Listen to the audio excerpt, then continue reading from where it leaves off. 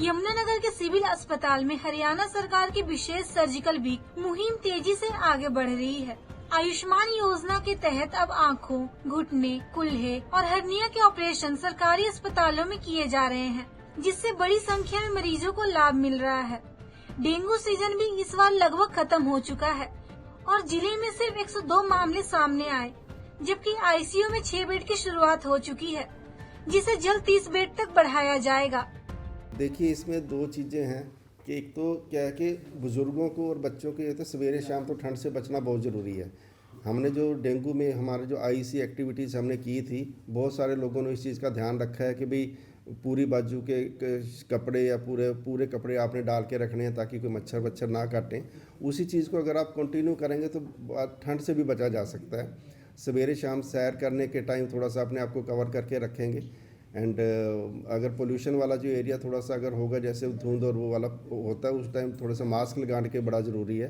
भीड़ भाड़ वाले केस में थोड़ा सा मास्क लगाना बहुत ज़रूरी है, क्योंकि जो चेंज ऑफ सीजन है इसमें फ्लू और वायरल इन्फेक्शन के चांसेस सबसे ज़्यादा होते हैं। उसके लिए बचना बहुत ज़रूरी है। बाकी अपनी डाइट का ध्यान रखें, पानी ज़्यादा पीना चाहिए।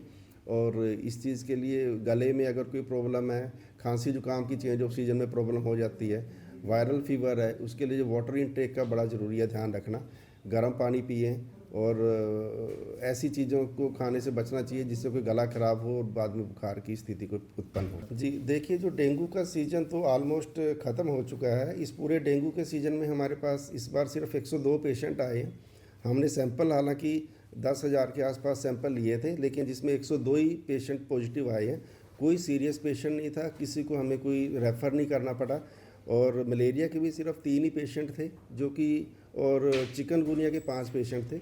जो कुछ एक पेशेंट्स को हमने हॉस्पिटल में एडमिट करके ट्रीटमेंट देके उनको रिकवरी सबकी हो चुकी है।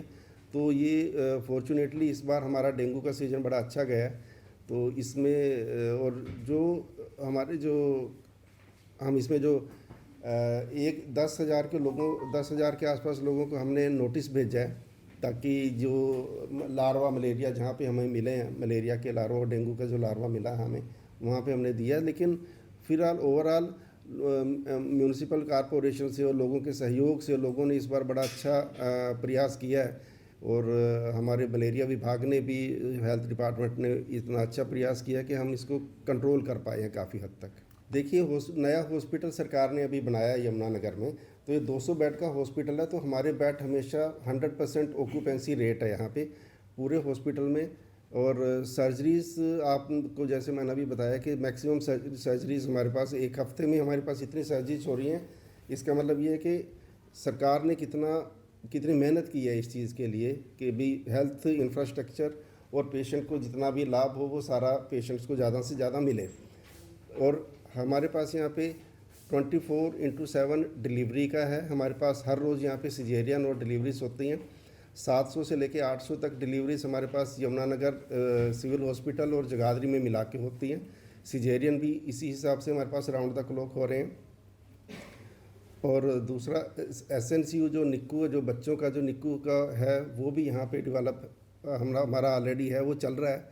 अभी एक मैटरनल एंड चाइल्ड एक प्रोग्राम जो सरकार ने अलग से बनाया है, उसका भी प्रपोजल है, वो बहुत जल्दी ही अप्रूवल हो चुका है हमारा। उसके जैसे बजट आएगा तो उसमें क्या होता है कि मदर और चाइल्ड, मदर को और एक नया जो नवजात शिशु है उसको एक साथ रखते हैं। जैसे कंगारू मदर केयर एक अलग कंसेप्ट है, इसमें एक ही साथ रखें। कई बार क्या होता है कि जैसे बच्चे को SNCU में रखना है तो जन्म के बाद बच्चा माँ से अलग हो जाता है। उसके कंसेप्ट में क्या है कि माँ और बच्चे को एक ही साथ रखा जाएगा। वो भी एक सरकार का बड़ा अच्छा एक प्रयास है, जो इस चीज़ के लिए हम बड़ी जल्दी इसमें डेवलप कर लेंगे। सरकार की इस मुहिम से मरीजों को बेहतर सुविधाएं और तेज उपचार मिलना सुनिश्चित हो रहा है। पंजाब केसरी टीवी के लिए यमुनानगर से तिलक भारद्वाज की रिपोर्ट।